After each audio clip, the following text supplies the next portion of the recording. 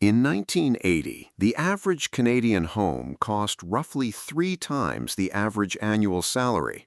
As of 2026, that ratio stands at 11 to 1. In some markets, it's higher.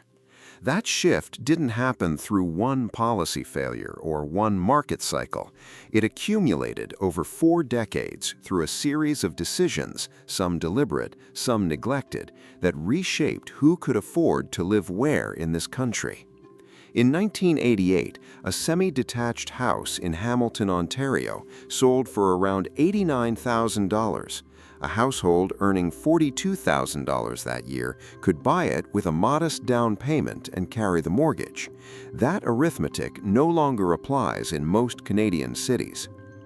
As of 2026, the benchmark home price in Greater Toronto sits at approximately $1,065,000.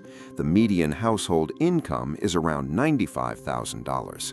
In Vancouver, the price-to-income ratio now exceeds 13, according to data tracked by the Canadian Real Estate Association.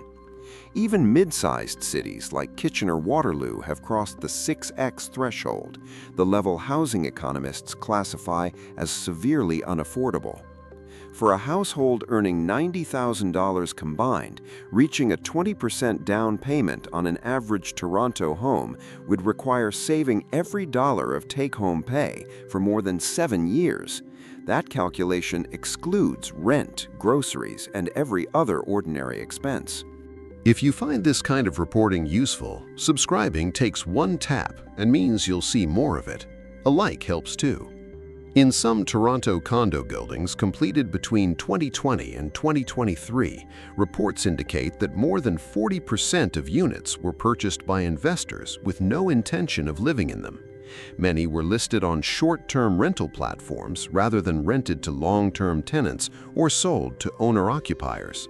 A 2023 analysis by the Canada Mortgage and Housing Corporation estimated that investor-owned properties represented roughly 20 to 30% of total housing stock in certain high-demand markets, with a disproportionate share concentrated in the entry-level segment that first-time buyers need most. For several decades, the majority of residential land in Canadian cities was zoned exclusively for single-family detached housing. No duplexes, no triplexes, no small apartment buildings. One house per lot by law. As of 2022, approximately 70% of Toronto's residential land fell under that designation. Vancouver's share was similar. Cities like Edmonton have more recently pursued aggressive rezoning and have seen faster permit approvals and moderating entry-level prices as a result. Existing homeowners had a financial interest in limiting supply, and in many cities they had the political influence to do it. The zoning records are public. The pattern is consistent and well documented. As of 2026, renters in Canada's major urban centres are spending between 48 and 61% of take-home pay on rent alone. The CMHC's 2024 rental market report put the average asking rent for a 2-bedroom unit in Toronto at $3,147 per month, an increase of more than 30% over 3 years. In Vancouver, the comparable figure was $3,486 per month.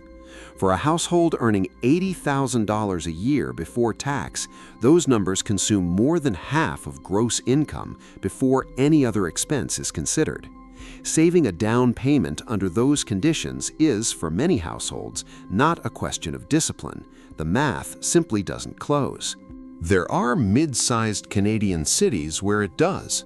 In Moncton, New Brunswick, the average home price as of 2026 sits around $321,000. In Thunder Bay, Ontario, reports indicate averages closer to $254,000. These aren't distressed markets. They have hospitals, universities, commercial districts, and broadband infrastructure sufficient for remote work. Statistics Canada's 2023 demographic data recorded net interprovincial migration into New Brunswick at its highest level in recorded history, with housing affordability cited as the primary driver by the majority of arrivals. Moncton absorbed thousands of newcomers, most of them under 40, most already employed remotely. One example that received local coverage, a software developer who had been renting in Scarborough for $2,850 per month, relocated to Moncton and purchased a 3-bedroom house for $298,500. Her monthly mortgage payment came to $1,623. If any of this reflects your own situation, leave a comment below. Where you're renting, what you're earning, and whether a move is something you've considered. Subscribe if you haven't already. Co-ownership, where 2 to 4 unrelated buyers purchase a property jointly under a formal legal structure, has existed as an option for years. What changed is the financial infrastructure around it. As of 2024, major Canadian lenders, including TD Bank and RBC, introduced mortgage products specifically designed for non-spousal co-purchasers. A 2024 report by Mortgage Professionals Canada found that co-ownership applications among first-time buyers had increased by more than 60% year over year, with the strongest growth in Atlantic Canada, Manitoba, and mid-sized Ontario cities. 2 nurses working in Halifax, not related, not partnered, connected through an online group and purchased a duplex for $480,000 with a legal co-ownership agreement. Each holds a separate unit and a separate legal stake in the property. The programs that made some of these purchases possible are in a number of cases not widely known or discussed. A registered nurse in Saskatoon combined the first home savings account, a federal registered account allowing up to $8,000 in annual tax-deductible contributions toward a first home purchase, with the federal first-time homebuyer incentive. Her out-of-pocket down payment on a $279,000 property came to $24,300. A teacher in Miramichi, New Brunswick, purchased a 2-story house for $193,000 using a provincial rural homeownership grant combined with a 2-year FHSA balance. His mortgage payment is $1,047 per month. His previous rent in Moncton had been $1,580. A remote software developer purchased in Badec, Cape Breton. All 3 were under 35 at the time of purchase. The first home savings account launched in 2023. Contributions are tax-deductible, and withdrawals for a qualifying home purchase are tax-free, up to a lifetime limit of $40,000. For someone earning $60,000 a year who maximizes contributions over 5 years, the account balance, combined with annual tax refunds of approximately $1,600 to $2,200 from the deduction, could approach $51,000 before any investment growth is factored in. Several provinces run additional programs. New Brunswick offers a Rural Home Ownership benefit of up to $3,000 for first-time buyers in eligible areas. Nova Scotia has a municipal deed transfer tax rebate of up to $1,500 in certain regions. Federal co-op housing development funds announced in 2024 have been flowing to municipalities.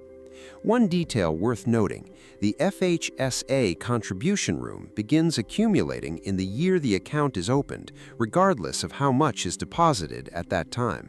Winnipeg, Manitoba, population 750,000, has maintained housing affordability at a level that distinguishes it from most comparable Canadian cities. As of 2026, the average home price sits at approximately $357,000, roughly 1/3 of Toronto's benchmark. CMHC data shows the city consistently issuing housing starts per capita above the national average for mid-sized markets and maintaining a rental vacancy rate above 3% for most of the past decade, compared to rates below 1% in Vancouver and Toronto. Winnipeg allowed density more readily than most, approved new construction more consistently, and did not restrict residential land use as aggressively as other major markets. The result is a city where supply has tracked demand more closely over time. Other cities have access to the same policy tools. For someone earning around $60,000 a year who has not yet purchased a home, several concrete options are available right now. Opening a first home savings account through any major Canadian bank or brokerage starts the contribution room clock immediately, regardless of the initial deposit. Current MLS listings in cities like Moncton, Thunder Bay, and Winnipeg show 3-bedroom homes available well under $350,000. Platforms like Ourborough, operating as of 2026 in Ontario and Atlantic Canada, facilitate co-buyer matching and co-ownership agreements.